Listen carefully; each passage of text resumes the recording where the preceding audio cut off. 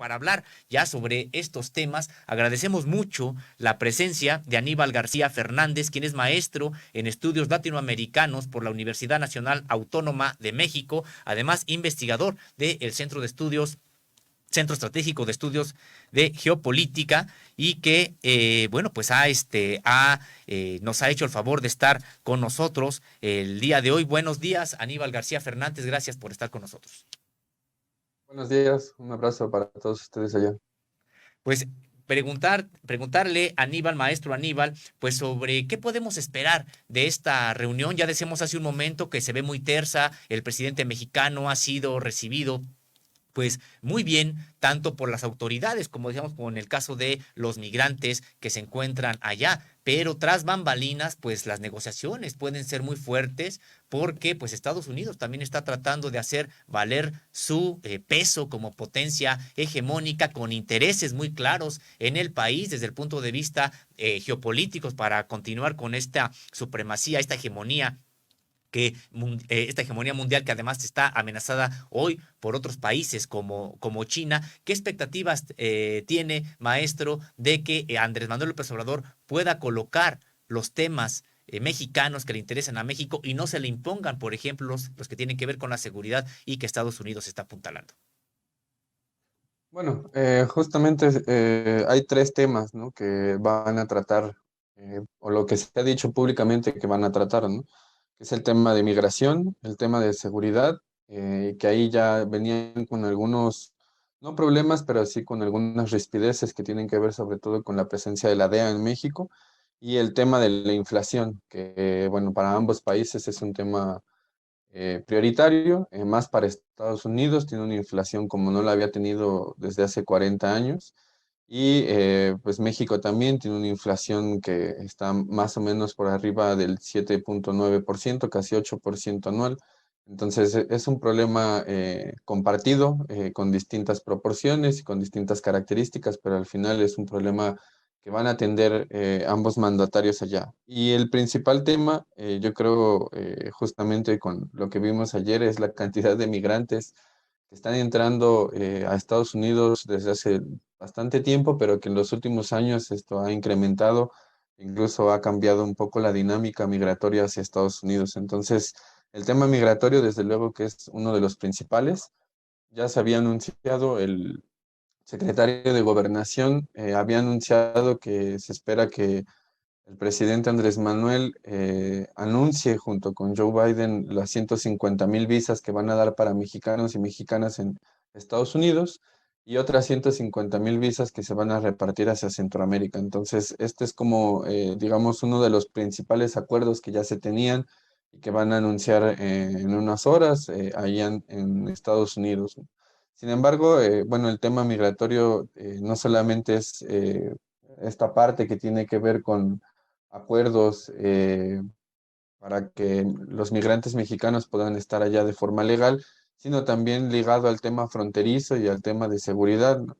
Sobre todo ahí destaca mucho las rispideces que han habido desde hace varios meses con el gobernador de Texas, que ha tenido una política, digamos, más agresiva hacia el control migratorio. Incluso en abril, si no estoy mal, había tenido también una política de revisión de todos los trailers y de todos los contenedores que entran hacia Estados Unidos por la frontera en Texas, y que retrasó mucho el comercio bilateral. Entonces también ese es uno de los conflictos que están por ahí, ¿no? Y el otro, que no hay que dejar de lado también, es que el presidente ya había anunciado en varias ocasiones en su conferencia de prensa en la mañana que iba a intentar hablar también con el presidente de Estados Unidos sobre Assange. Entonces también ese es otro tema importante, que va a estar ahí en las discusiones entre ambos mandatarios, ¿no? Maestro, buen día. Le saluda Erika Ramírez. Ayer diversas organizaciones de la sociedad civil firmaban una carta en la que pedían que el presidente Andrés Manuel López Obrador posicionara pues este asunto de que se eliminara totalmente el llamado Quédate en México, donde pues se imponía que los migrantes se quedaran justo en nuestro país, que ya no alcanzaran a llegar a Estados Unidos, y esta medida fue tomada durante la administración pasada de Donald Trump como una de las medidas de control del flujo de migrantes y que pues desafortunadamente también ha ido para mal para aquellos que intentan llegar a aquel país. Si nos Sí, pudiera dar su comentario al respecto. sí, claro. Bueno, justamente en términos ya políticos, la administración Biden no ha podido retirar muchas de las directrices que hizo la administración Trump, ¿no? Uno de esos es el programa Quédate en México. El otro son los programas de tercer país seguro para varios países de Centroamérica, que ese también es otro de los aspectos que impuso Trump. El otro tiene que ver con el título 42, que si bien estaba ya una Suprema Corte, o más bien una corte en Estados Unidos había dicho que se iba a restablecer el título 42 en Estados Unidos que impuso la administración Donald Trump, pues Biden no ha podido modificar mucho este tipo de leyes, ¿no? Hasta hace unos meses, por ejemplo, habían quitado algunas eh, órdenes ejecutivas que había puesto Trump en términos de pandemia y migración. Entonces, bueno, también acá hay otro tema que se conjuga con el tema migratorio y es justamente lo que ha mencionado el presidente en varias ocasiones.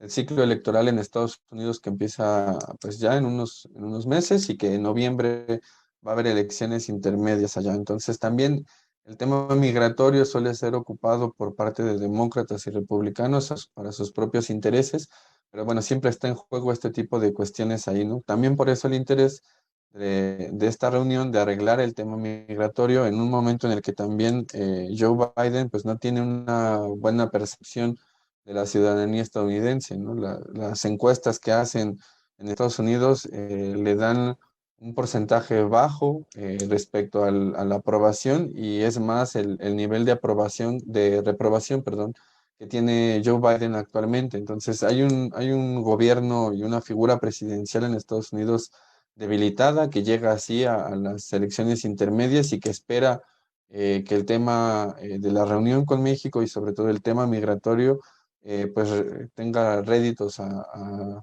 noviembre, ¿no? Sí, maestro Aníbal García Fernández, me gustaría que nos platicara cómo llega a México.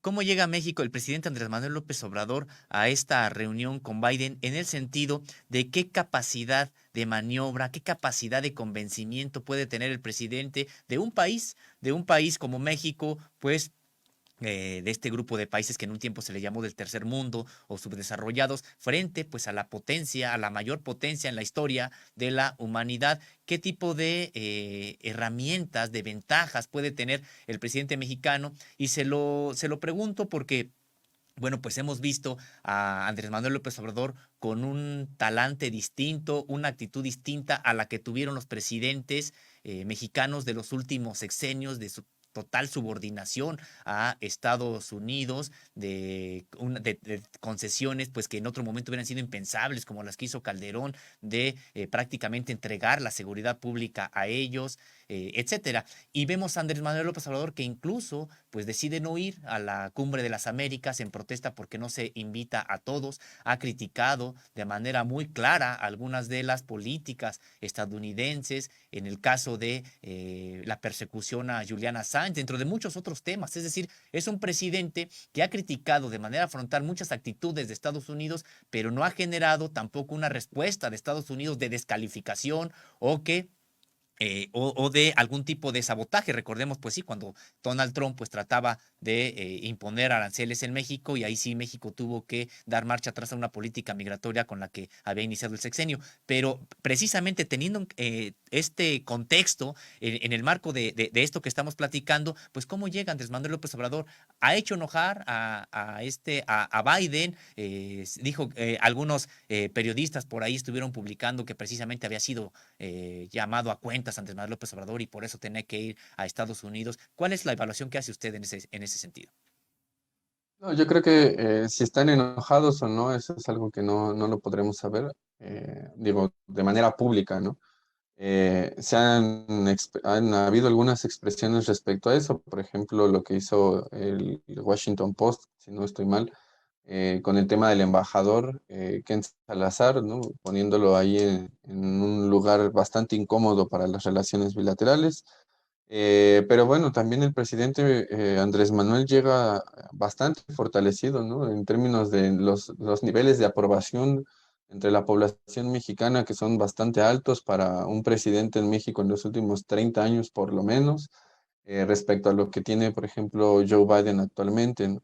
El otro tema también es que a pesar de que no han cambiado la estructura así tal cual, ¿no? De las relaciones bilaterales que vendría siendo el TEMEC, sí hay una forma en la cual el presidente Andrés Manuel ha intentado negociar de otra forma bastante distinta a lo que se venía viendo con los presidentes anteriores, ¿no?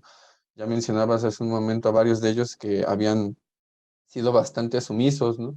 Que habían subordinado mucho más al país, ¿no? En términos energéticos, políticos, económicos, comerciales, no digamos respecto a la soberanía alimentaria, ¿no? Que hoy es uno de los problemas más graves a nivel internacional. Ahora hay un presidente que sabe negociar mucho más con lo que tiene, ¿no? O sea, hay una diplomacia bastante fuerte, bastante activa por parte de México. Menciono solamente dos aspectos que yo creo que es con lo que va también Andrés Manuel. El tema de la demanda de las armas, que es algo que ya está instalado en la agenda bilateral, que incluso con todos los sucesos que han sucedido en Estados Unidos le da muchas más razones al gobierno mexicano para poner este como un tema en la agenda, no solamente bilateral, sino también en la agenda interna de Estados Unidos, ¿no? Eso es algo con lo que está negociando también México y que tampoco no se había visto antes, ¿no? El tema también, por ejemplo, de la DEA. Ahora se les está pidiendo a los agentes de esta organización del gobierno estadounidense que le informen al gobierno federal, no solamente a los estatales, porque antes se hacía a los gobiernos estatales, sino que le informen al gobierno federal cuáles son las respectivas actividades que realizan en todo el territorio nacional. Y también a inicios de año se cerró una de las oficinas más importantes que tenía la DEA en México. Entonces, también acá hay una forma en la cual se está negociando de otra forma, ¿no? Y el tema migratorio, desde luego que es algo que ningún presidente en los últimos 30, 40 años ha usado, pero que es algo bastante relevante, ¿no? Yo estaba revisando hace un momento las cifras para que más o menos quienes nos están escuchando dimensionen el poder de la migración, no solamente mexicana, sino también latinoamericana. Más o menos si se juntara toda la contribución que hace la población migrante latina en Estados Unidos, estaríamos hablando de que el PIB latino de Estados Unidos estaría más o menos como el séptimo del mundo. En el caso de los mexicanos, la gran cantidad de la población migrante mexicana se concentra en California y en Texas, que bueno, sabemos la historia mexicana, eran dos territorios que fueron parte de México en algún momento y que nos robaron ese territorio en Estados Unidos, ¿no? Por ejemplo, la cantidad de remesas que México recibe de todos estos migrantes en Estados Unidos, pues ya ronda más de los 50.000 millones de dólares, ¿no? O sea, estamos hablando de algo que es sumamente relevante. Y en el caso de Estados Unidos, hay discrepancias en cuanto al censo de población que hacen allá, ¿no? Pero bueno, estaríamos hablando de que también la población latina sería una de las principales minorías en Estados Unidos, ¿no? Por eso también en una conferencia de prensa la semana pasada, el presidente decía, bueno, vamos a ir a hablar sobre el tema migrante, la migración en Estados Unidos, y le vamos a recomendar a nuestros paisanos en territorio estadounidense que piensen muy bien el voto porque de no llegarse a un acuerdo, pues vamos a hacer o vamos a ir convenciendo a los migrantes mexicanos de que reflexionen bastante bien el voto ahora en noviembre. Esa es una carta que no había jugado un presidente antes, ¿no? Y es bastante importante porque justamente estamos hablando de una población que es bastante fuerte, que supera, o sea, hay más de 30 millones de migrantes mexicanos en Estados Unidos. Me puedo equivocar en la cifra, pero bueno, digamos el peso que tiene es bastante importante, ¿no? Y esto es con lo que va a negociar el presidente Andrés Manuel, ¿no? Yo creo que esos son los principales aspectos que tiene el gobierno mexicano y también el tema de, bueno, en la Cumbre de las Américas se firmaron varias iniciativas, una de ellas tiene que ver con América del Norte. También ese es uno de los aspectos que se va a discutir, la noción de América del Norte como una región y ya no una noción como antes en la cual la América del Norte era Estados Unidos, sino América del Norte es justamente tres países, Canadá, Estados Unidos y México, en los que los tres ejercen su soberanía y que el presidente ha dicho en otras ocasiones que se deben de ver como tres países iguales, más allá de las asimetrías y demás, y que Estados Unidos sea una potencia y una hegemonía a nivel mundial, pero que sí se respete la soberanía nacional mexicana. Y yo creo que eso es algo que ha hecho desde que entraron en funciones en 2018, ¿no? Maestro Aníbal García, usted ya nos comentaba de que es probable que se lleve a cabo el anuncio de la autorización de unas 300,000 visas, esto es 150,000 para mexicanos y 150,000 para Centroamérica. Con esto, y bueno, el presidente Andrés Manuel López Obrador ha puesto en sus conferencias de prensa matutinas este discurso en el que pues ha recordado el programa Bracero que se llevó en administraciones anteriores bajo la presidencia del general Lázaro Cárdenas y cómo había una cooperación entre México y Estados Unidos y abría las puertas para que quienes quisieran trabajar en aquel país pudieran hacerlo legalmente. Con estas 300,000 visas, ¿sería suficiente para poder arrancar este programa que nuevamente podría contemplarse o podría impulsarse desde esta posición que tiene el gobierno mexicano, o apenas sería como una muestra de lo que podría hacerse? No, desde luego que es un programa bastante pequeño, ¿no? O sea, la cantidad de migrantes que necesitan legalizar su situación en Estados Unidos supera por mucho este tipo de programas, ¿no? O sea, más bien es apenas un comienzo, ¿no? Siempre en la relación bilateral entre México y Estados Unidos, desde por lo menos el cardenismo para acá, el tema de la migración ha estado presente y siempre se ha esperado que algún presidente de Estados Unidos tenga la posibilidad de formalizar o de legalizar a todos los migrantes que están allá, ¿no? Y no lo han hecho. Y yo creo que Biden va a seguir esa tendencia. Es muy complicado hacerlo ahora, es muy complicado para él, porque además, en términos internacionales y en términos nacionales, la administración de Joe Biden tiene varios frentes abiertos. Más allá del más evidente, que es el de la guerra, está el tema eh, está el tema de la inflación, el tema energético, está a nivel interno, está el tema de las elecciones que ya hablaba hace un momento, pero también está el tema con el gobierno de Texas. O sea, hay varias cosas ahí que tiene en contra el presidente Biden y que este tipo de programas pues son, digamos, bastante escuetos, pero yo creo que así hay un presidente que tiene la intención de seguir abonando con este tema en las relaciones bilaterales es el presidente Andrés Manuel, ¿no? No creo que se quede simplemente en aceptar estas 150,000 visas y ya, ¿no? Está el otro tema que se ha hecho bastante también con la cooperación para el desarrollo en el sur de México, con varios países de Centroamérica. Está la solicitud al Congreso de más de 4,000 millones de dólares para Centroamérica y México para cooperación para el desarrollo, para estabilizar un poco más a los países en momentos que son bastante urgentes de crisis económica, política, climática, energética, ¿no? Entonces, digamos que es apenas un programa bastante reducido, pero que yo creo que con el presidente Andrés Manuel todavía puede haber más posibilidades de que se busquen otras formas de legalizar a los migrantes en Estados Unidos y si no, de ofrecer otro tipo de alternativas también. Maestro Aníbal García Fernández, preguntarle desde su punto de vista, ¿con qué regresará Andrés Manuel López Obrador? ¿Qué regresará, con qué traerá entre manos Andrés Manuel López Obrador cuando regrese a territorio nacional? En el sentido de que, bueno, pues es muy difícil convencer a los estadounidenses que cambien sus políticas que tienen que ver con migración, que tienen que ver también con la parte política. Veíamos cómo, pues, muchas sonrisas y discursos de respaldos, por ejemplo, para estos programas de desarrollo en Centroamérica, pero a la hora de la hora el recurso no fluye o fluye a cuentagotas, es decir, como que no están ellos muy convencidos, aunque en el discurso digan que sí, bueno, pues es muy difícil que cambien su manera de a veces de pensar. Sin embargo, por otro lado, tenemos, como bien comenta, un presidente mexicano que ha mostrado capacidades de negociación, que ha mostrado otra carta como esta cuestión política de voto de mexicanos en Estados Unidos. Es decir, tiene maneras también de negociar, pero ¿qué realmente podrá alcanzar? ¿Qué tipo de acuerdos se podrán alcanzar en esta reunión que ya se está celebrando en estos momentos? ¿Y qué será lo que podrá anunciar como un triunfo Andrés Manuel López Obrador, si es que eso es posible?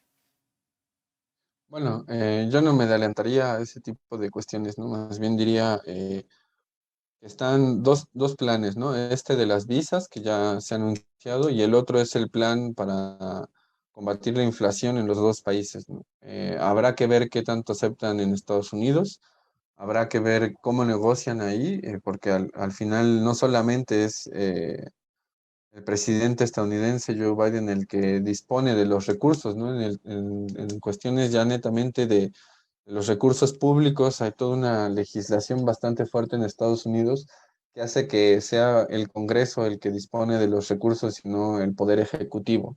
De hecho, ese es uno de los conflictos que ha tenido eh, México con Estados Unidos respecto al programa o al vasto programa que hay para Centroamérica, ¿no? Esto que mencionabas de que los recursos llegan a cuentagotas es justamente porque los congresistas en Estados Unidos retrasan todo este tipo de partidas presupuestales, ¿no?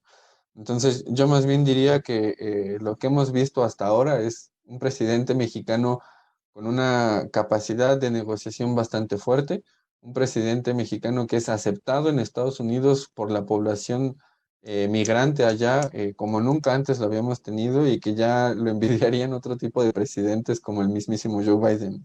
Yo creo que más bien tenemos un presidente con estas características, con un poder de negociación que puede dar frutos, no ahora, pero sí para después. Y que bueno, veamos primero cómo quedan las negociaciones ahí entre ambos mandatarios. Hablando del poder de negociación del presidente, maestro Aníbal García Fernández, pues también se ha visto la entrada cotidiana del embajador Ken Salazar, llegando con empresarios que han estado, pues, sobre todo del sector energético, que han estado en encuentros con el presidente Andrés Manuel López Obrador. ¿Será parte de estos encuentros lo que fortalezca estos tratados que se tienen actualmente bilaterales, comerciales, México-Estados Unidos, y que se toquen en esta reunión para, pues sí, fortalecer el comercio entre ambos países? Sí, miren, eso ya estaba en el nuevo Tratado de Libre Comercio. Está el capítulo energético que se lo alcanzó a renegociar el presidente Andrés Manuel. Están varios anexos que tienen que ver con las empresas productivas del Estado, o sea, básicamente Pemex CFE. Están otros anexos que también tienen que ver con la inversión extranjera directa en términos ya energéticos.